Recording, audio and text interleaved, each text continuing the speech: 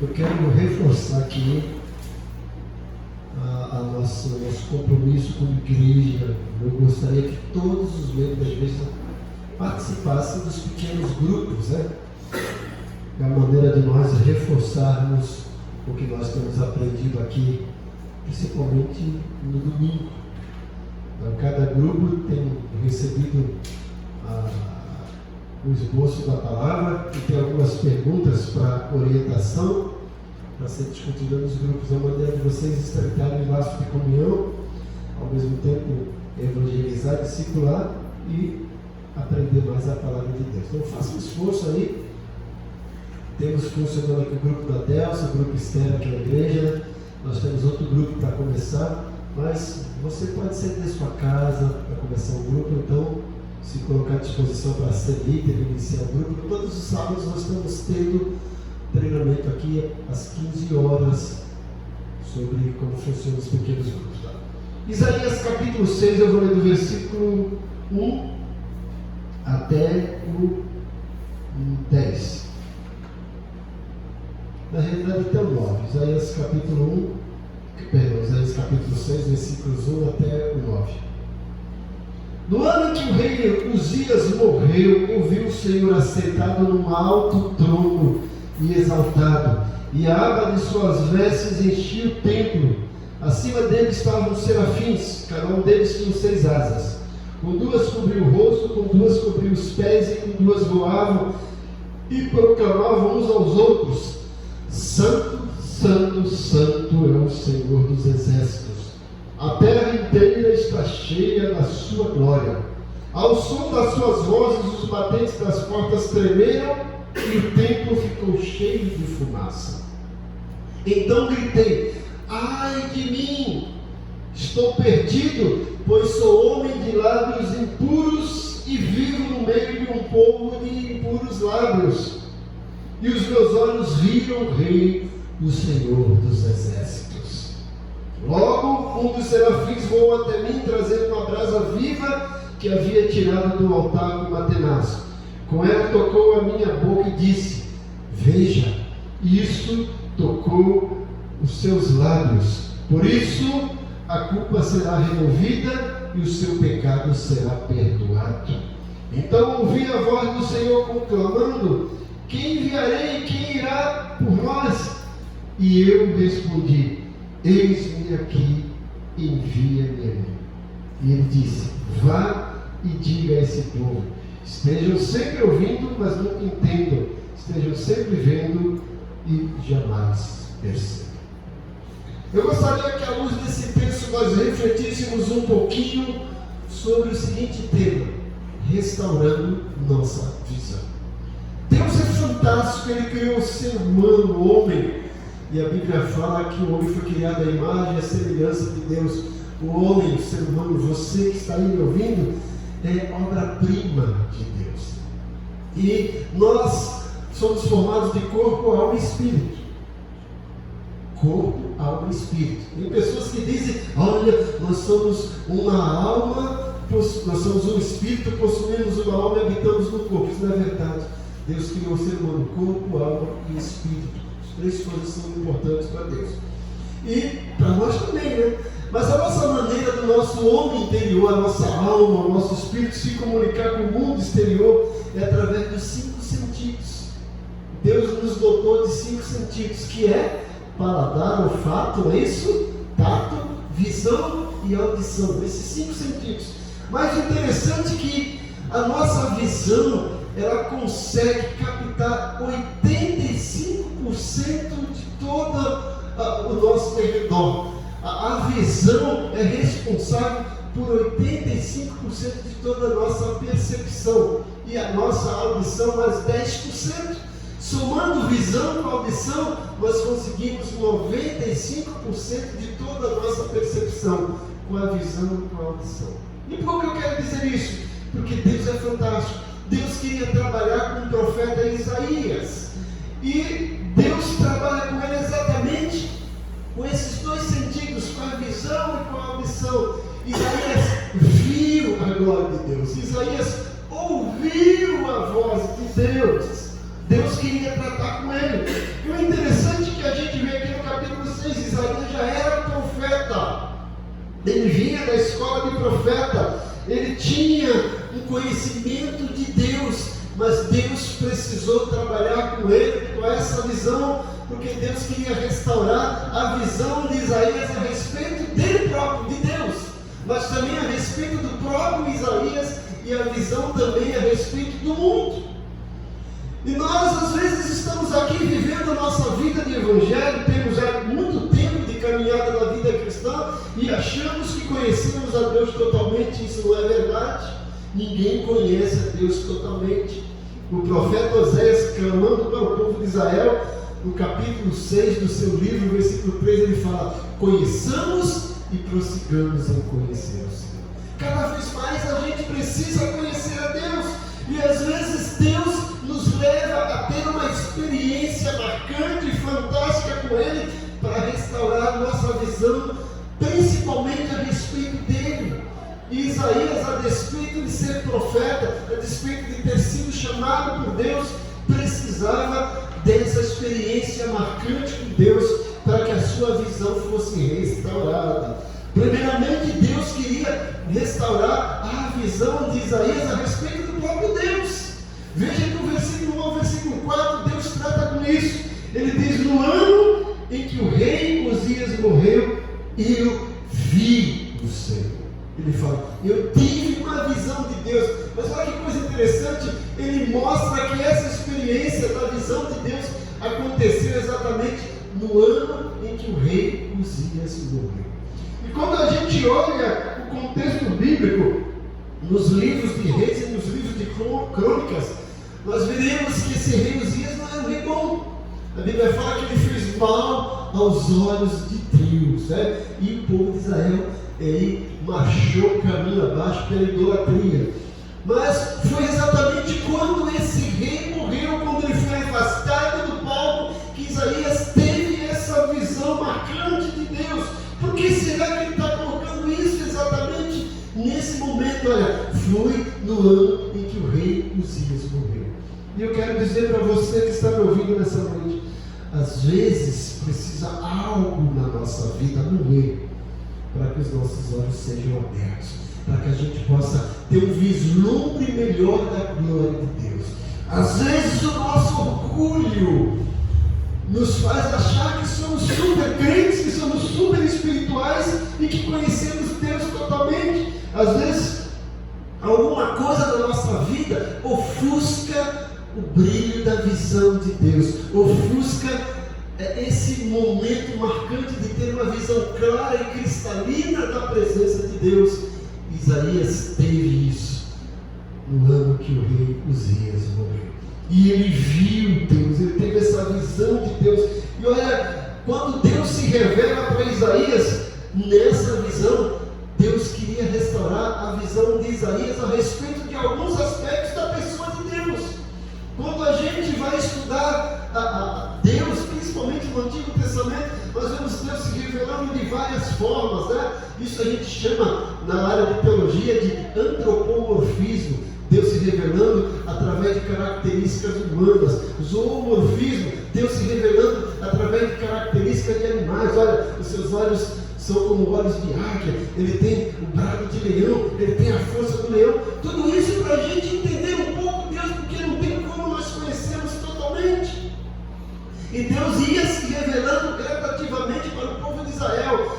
Mas esse povo de Israel, que era a menina dos olhos de Deus e que devia conhecer a Deus mais do que as outras nações, estava vivendo um momento de idolatria. E Isaías talvez estava nesse momento de conformismo. E Deus teve um particular com ele, para que a visão de Isaías fosse restaurada a respeito de Deus. Primeiramente, Deus queria que Isaías fosse restaurado na sua visão a respeito da santidade de Deus, porque o texto fala que ele viu Deus assentado no alto e sublime trono, e viu também anjos serafins dizendo: Santo, Santo, Santo é o Senhor dos Exércitos.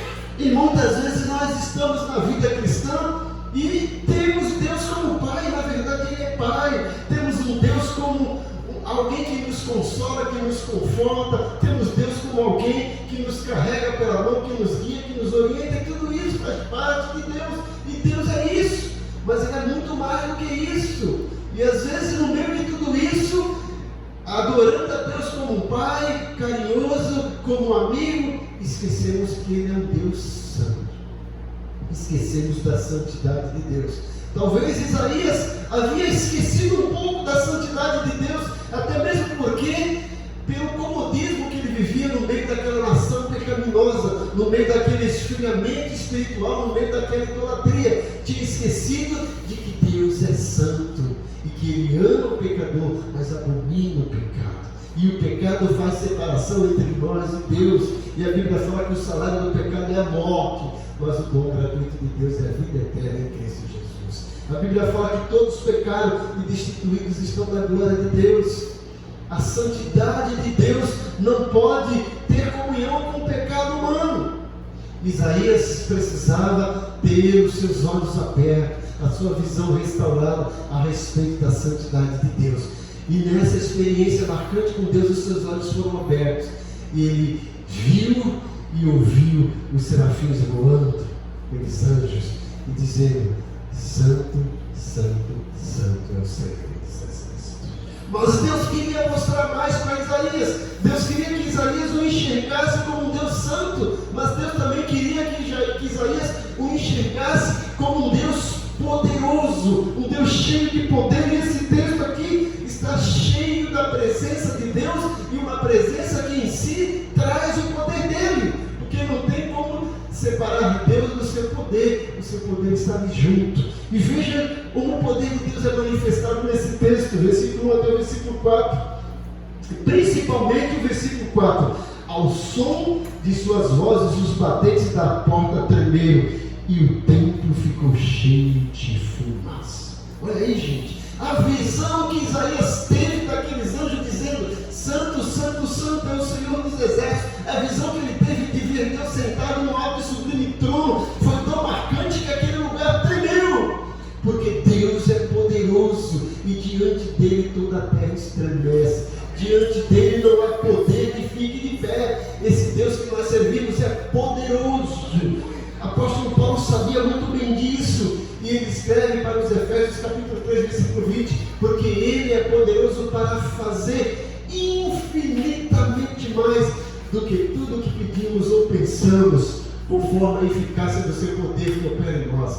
Abraão sabia muito bem disso, e Paulo relata uma experiência que Abraão teve no passado. Paulo escrevendo para Romanos capítulo 4, versículo 17 em diante, ele fala: Abraão creu contra a inexistência, contra a esperança, crendo num Deus que é poderoso para chamar à existência as coisas que não existem.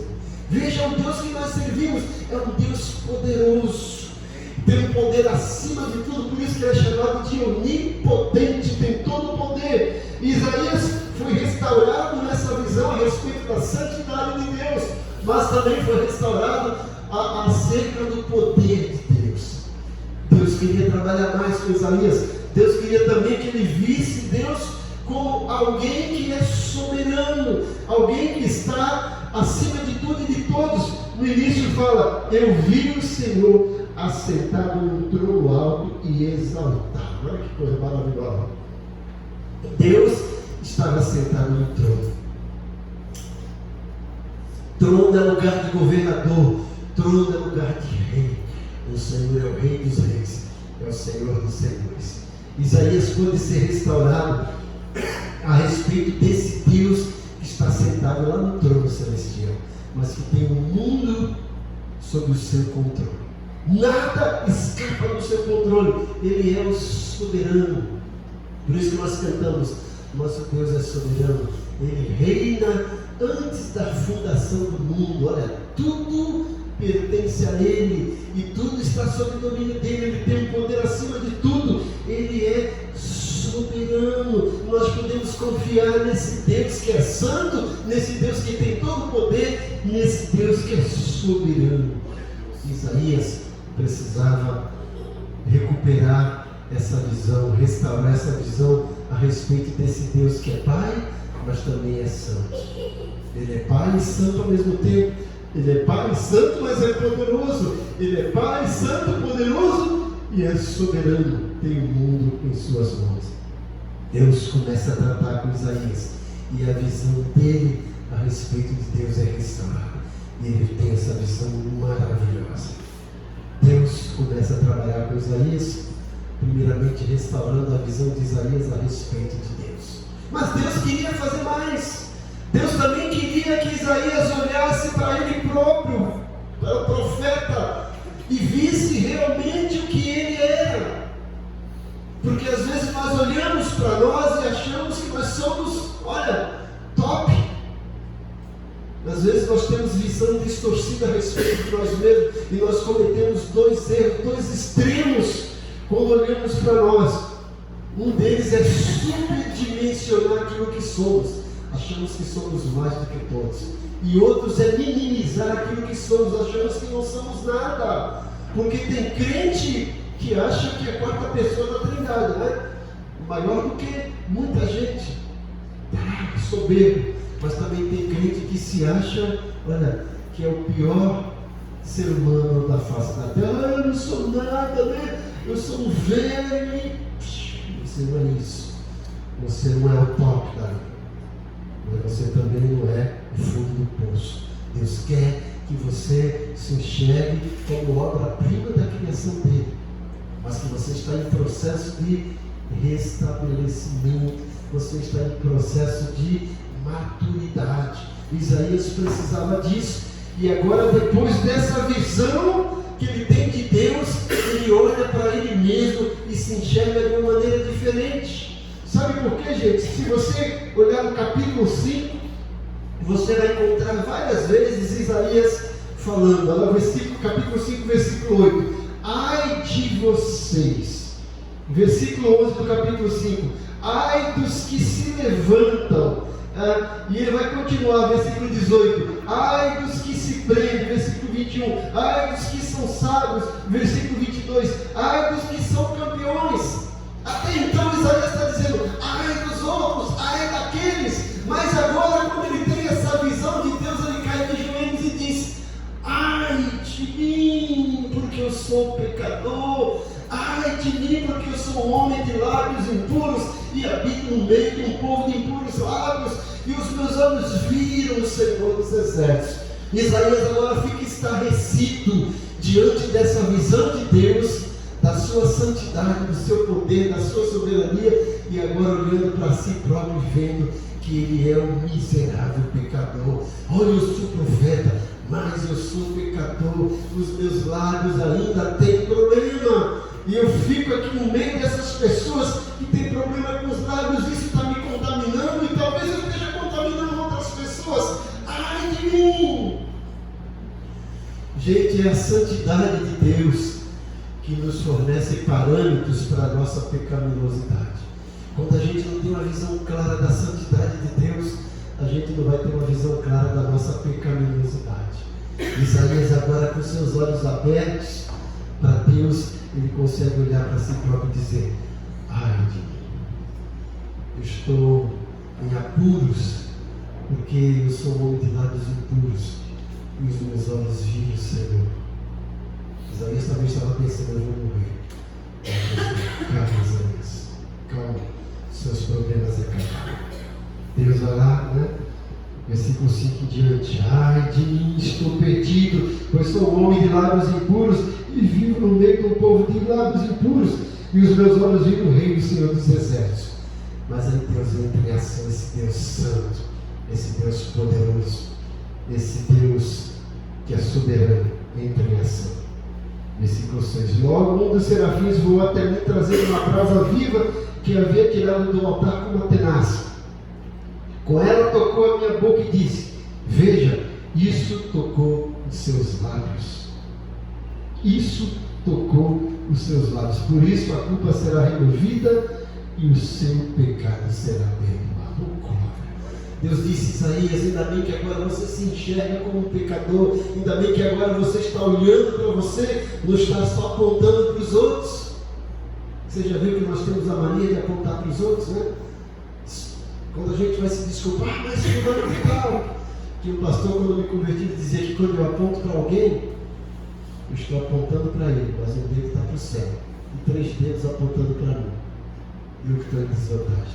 Cuidado quando eu aponto para alguém, né? Porque você também está apontando para o céu e 3 dedos para você. Isaías estava apontando para os outros, mas agora ele fala, ai de mim. E Deus fala, calma, Isaías. Calma. Ainda bem que você reconheceu que é um pecador.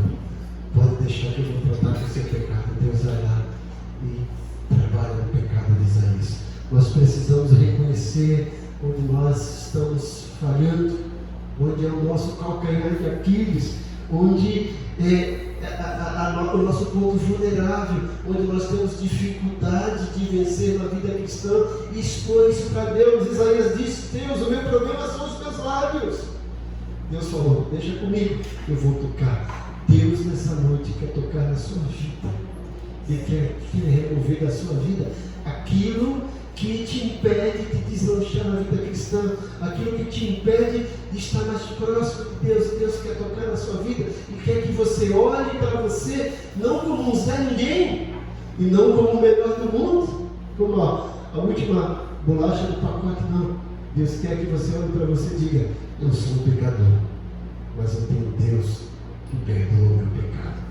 Ele, nessa noite, quer perdoar o teu pecado, quer também restaurar a sua visão a respeito de você mesmo.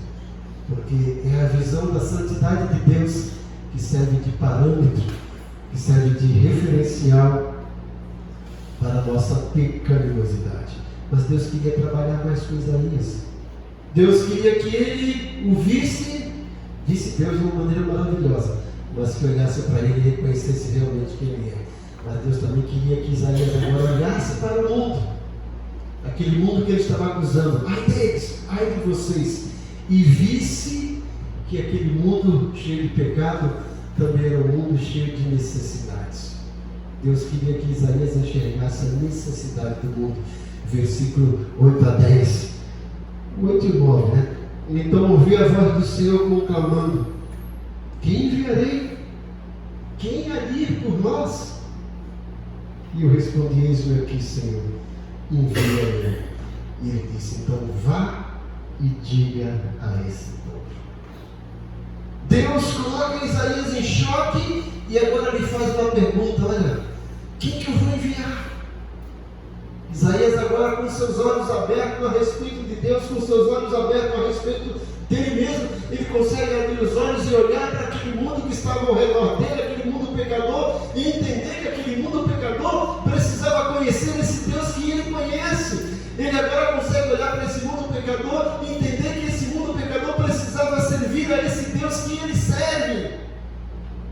E ele agora entende que ele foi chamado por Deus não para ficar lá sentado e de braços cruzados, mas para ir e fazer diferença nesse mundo. Deus fala, quem vai ir por nós? Quem que eu vou enviar? E ele marca que depressa, eis-me aqui, Senhor, envia-me. Qual a lição que a gente aprende nisso? Enquanto nós acharmos que somos o top, a gente não vai ver a necessidade do mundo.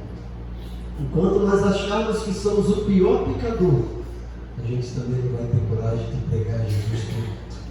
A gente precisa ter a nossa visão restaurada a respeito de nós mesmos, para agora entendermos que Deus quer nos usar, a despeito das nossas fraquezas, a despeito das nossas debilidades. Ele quer nos usar para pregar o Evangelho para o mundo. Mas para isso, como é que a gente vai pregar Deus para o mundo se a gente não conhece Deus? E a primeira coisa, a gente precisa ter uma visão clara de quem é Deus. Isaías passou por esse processo. Depois da visão da santidade de Deus, ele olha para si e diz, ai de mim. Depois dele olhar para ele e dizer, ai de mim, e entender que agora ele foi purificado, ele olha para o povo, para o mundo e fala, envia-me. Envia o Senhor. Ai de mim, envia-me. É isso que Deus quer fazer com você nessa noite. Ele quer restaurar a sua visão a respeito dele. Ele quer que você tenha uma experiência fantástica com ele, assim como Isaías teve. Mesmo sendo profeta, ele precisou passar por isso. Não importa quanto tempo nós temos de bagagem evangélica, nós precisamos ter várias e várias experiências com Deus, para que os nossos olhos sejam abertos, para a gente enxergar Deus como Ele é. E só assim vamos olhar para nós e vermos quem realmente nós somos. Vamos olhar para nós e vamos nos enxergar como Deus nos vê. E aí a gente vai olhar para o mundo e vai dizer: olha, esse mundo é carente de Deus. Porque já percebeu como nós somos quando a gente olha para o mundo, né? Meu Deus, como o mundo está, né? E realmente é verdade. O mundo perdeu os valores. Os valores estão distorcidos, né? Fazer o que é certo hoje é rotulado como errado. E a gente olha, esse mundo não tem mais jeito. Realmente não tem. Mas nós precisamos olhar para esse mundo e dizer: esse mundo está assim porque não conhece Jesus. E eu conheço Jesus. E eu preciso apresentar Jesus para esse mundo. Se eu quero que esse mundo mude, eu preciso mudar. E depois eu tenho que tentar mudar o mundo através da visão que eu tenho de Deus e mostrar para esse mundo: olha, eu conheço um Deus que é santo. Eu conheço um Deus que tem todo o poder. E eu conheço um Deus que é soberano. Eu conheço um Deus que tira o teu pecado, que te perdoa como Ele me perdoou, como Ele tirou o meu pecado. Eu conheço um Deus que conhece a tua necessidade, meu amigo. E Ele quer que você o sirva como eu o sirvo. É isso que Deus quer para você nessa noite. Assim como Isaías, Ele quer restaurar a sua visão. Curva sua cabeça. Fala com Ele: Senhor, me ajuda a ter essa experiência contigo.